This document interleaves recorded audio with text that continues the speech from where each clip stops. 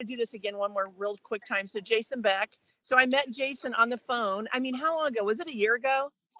A little bit over a year ago, actually. Yeah. And then I was like, you were like, when are you going to be in Phoenix? I'm like, tomorrow. It feels like tomorrow. It wasn't tomorrow, but it was like, we were then in Phoenix, and you open the door. You're like, oh, wait a minute. I forgot you were coming. Well, thank you, but I'm here.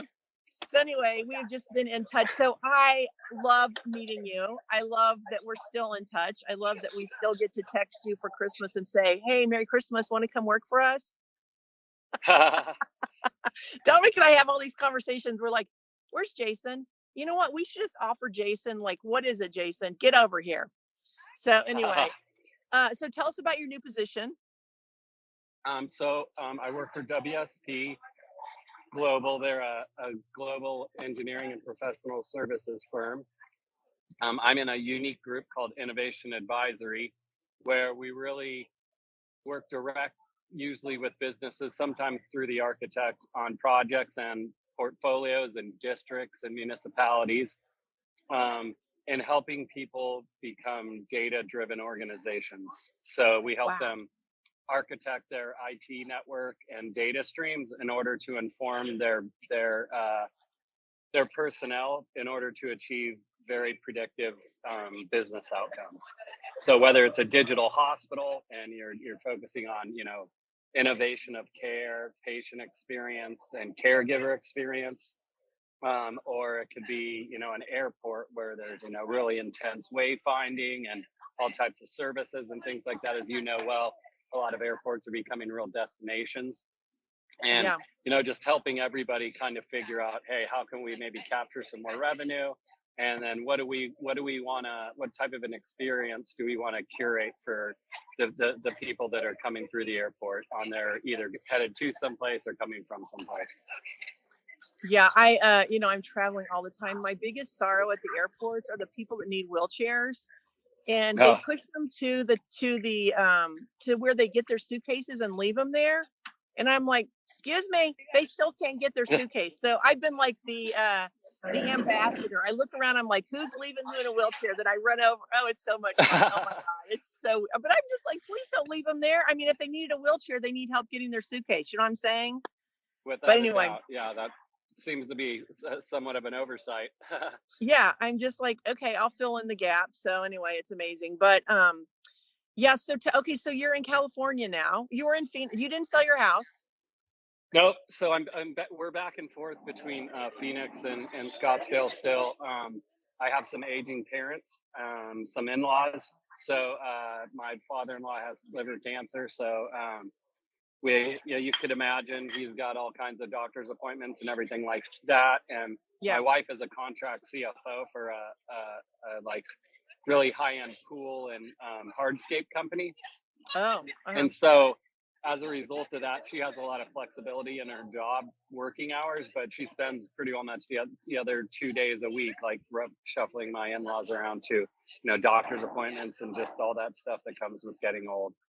Isn't it so weird? I mean, like, no one has any idea like my mom just found out she has a heart issue, and I spent the last week, literally, that's why I'm in my car actually, getting her back and forth to scans, and they want to put her on all this medicine. And I'm like, oh, no.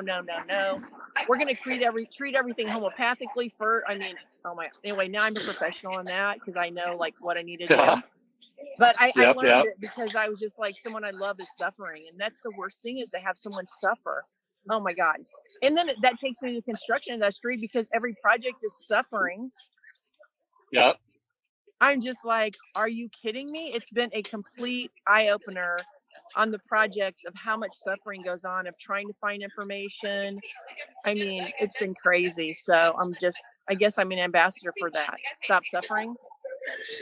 Yeah, well, you're well positioned for it. Your guys' platform is amazing and does deliver on that promise of, stopping waste and misery on projects. So yeah, well, we just secured $1 million policy that will spend up to $1 million for discovery. If something's there that there's a discovery need, because I mean, we have all the data. So now we have an insurance policy that says, here, we'll spend up to $1 million. We're that confident that you're not going to need to find anything. Isn't that crazy? That's amazing. That's awesome. Yeah. So I've actually been on the phone. I mean, that's been a whole nother adventure finding that support. But I'm like, the risk is low because we have all the data. What do you need to know? You know? Yeah. No, and your guys' platform is an example of, to me, of an innovation that my group as an advisor to a portfolio owner or something like that could give them. Be like, hey, you guys want to drastically reduce your waste and risk on your projects? Do you want to have everybody held accountable and change everybody into good behaviors by basically transparency and accountability?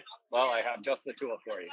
And ultimately, it's kind of strange. I think we were talking about that the kind of the topic of this is 2030 and where things are Yeah. headed. So I see this massive shift going on in society where it's kind of all of that. Like the baby boomers, and they did do a lot of things, and the great generation did a lot of great things in this world, but they also screwed things up. They overspent. They created silos. They really weren't an inclusive society whatsoever. But ultimately, they're right now they're really drowning out the future of any young kid. So literally, I would say of Americans, probably in that generation, 70% of Americans live really good lives. I'd Yeah. say now it's about 20% of millennials. Only about 18% of them can afford a home. Yeah. Think about that. I That's know. just not a sustainable way of going. And they've blown through all this money. We have all this debt. And what's happening? You see the Web 3.0, which is total accountability driven. It's getting rid of the Twitters and Facebook, and Metaverse might try to get in there, but I think they've damaged themselves too well to have credibility. Everybody just saying like, you know what, if you're just going to lie to me, I'm just going to go take my own path. And Isn't that the truth? cryptocurrencies and definance, they're just like, well, you're destroying our financial system. Thanks. We're just going to go a different route, and you guys can play with your misery over here. Yes. Yeah. And I think that that's gonna play out, because a lot of these things are built on contracting, on being able to generate contracts and have traceability. Yeah. That's going to drive itself into the construction world as well. That it's just going to be, hey, you know what? This is all about data. We can track where every single thing is. We we um I we just lost know your what. picture. There you are. Oh, Okay. I'm sorry. Someone That's okay. tried to call me on the other line. Yeah. Oh, okay. Um, Okay. you know, people, I know where all the materials are. They're all tracked. They're all, you know what I mean? That's the way everything's going. It's all accountability, and so I know. lying and cheating and stealing aren't going to get you anywhere in the future. So No. if that's your modus operandi currently, you're going to become obsolete really quickly. Yeah. So good honest behavior, and it's very big brotherish, but unfortunately our big brother failed us. So Yeah. now we have to become our own big brother. Yeah. And the way to do that is basically through these new tools that just are like, hey, we're not, it's just sheer transparent accountability. And I really think that that's the way everything's going to go. And I think it's great because it it it goes back to the types of behaviors that a system like yours is trying to Yeah. institute anyway. And Yeah. sometimes, I'm not saying everybody's malicious or anything like that. Some people just don't know, or they're not sophisticated enough, and this allows them a way to just understand and learn along the way, and then they can operate that way from there forward, and they'll be way more efficient. Because Yeah. you think I about know. all the effort that people put into trying to cover things up and do this or do that. Ultimately, if they were just focused on adding value, they'd be better off in the long run. So with the I project, and know. so with their relationships with all their tradespeople and fellow Yes. contractors and their clients. So Yeah. I'm Well, I'm, that's I'm what actually. I just did a big article in Airport Improvement Magazine, and it basically says because of Dominic's history and his company going out of business, the general contractor single-handedly has put the subcontractors out of business because they have to be low bid, but not fair bid. They have to be out there and they're busting their ass trying to do their trade, but then they have to try to go through some trickery dickery system and try to find the data they need to make a decision. And it's like, no, they're artisans, I was speaking at a conference that I called them artisans, and the guy's like, those are beer people. I'm like, okay, they're not artisans, but they're artisans. Okay, fine. You know what I'm saying? It was hilarious. It was just like, okay, it's true.